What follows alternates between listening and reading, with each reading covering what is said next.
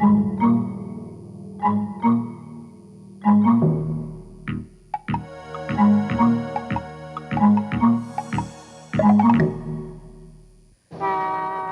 rançon du stress, d'une alimentation trop riche en gras et du tabagisme, l'infarctus du myocarde ou crise cardiaque constitue en Occident une cause importante de mortalité.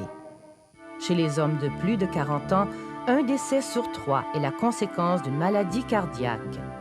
Et si le mal continue de frapper majoritairement les hommes, il se répand de plus en plus chez les femmes.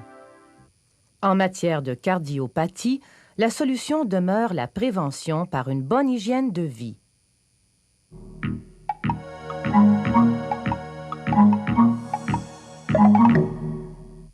Comme tous les organes, le cœur a besoin de sang oxygéné pour bien fonctionner. Ce sont les artères coronaires qui lui assurent un apport constant d'oxygène et de substances nutritives. Nées de l'aorte, les artères coronaires droite et gauche émettent des ramifications qui irriguent abondamment le myocarde ou muscle cardiaque. Lorsqu'il n'est plus irrigué, le cœur cesse de battre.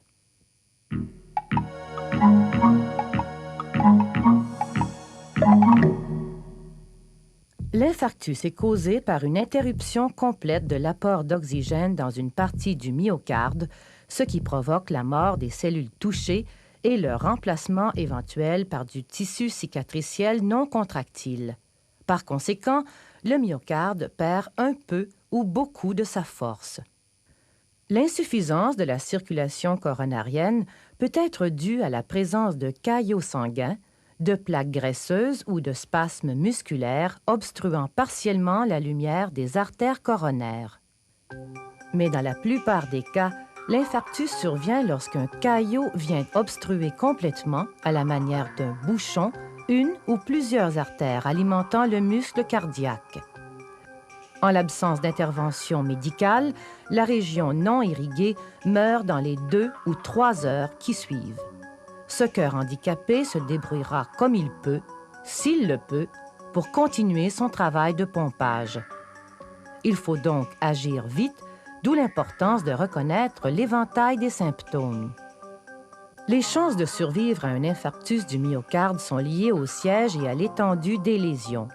Vu le rôle du ventricule gauche dans la grande circulation, les dommages causés à cette région sont les plus graves. À l'heure actuelle, les victimes de crise cardiaque qui ont la chance d'atteindre un centre hospitalier à temps reçoivent des médicaments comme la streptokinase qui ont la propriété d'arrêter l'évolution de l'infarctus en dissolvant le caillot qui obstrue l'artère. On doit parfois recourir à la chirurgie.